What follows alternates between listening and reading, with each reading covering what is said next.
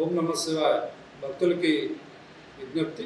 జనవరి 1వ తేదీ అదేవిధంగా 31వ తేదీ భక్తుల తాకిడి ఎక్కువగా ఉన్నందున 1వ తేదీ స్పర్శ దర్శనం, అదేవిధంగా అన్ని సేవలను నిలుపుదల చేసి కేవలం స్వామివారి యొక్క అలంకార దర్శనానికి మాత్రమే అనుమతించడం జరుగుతుంది.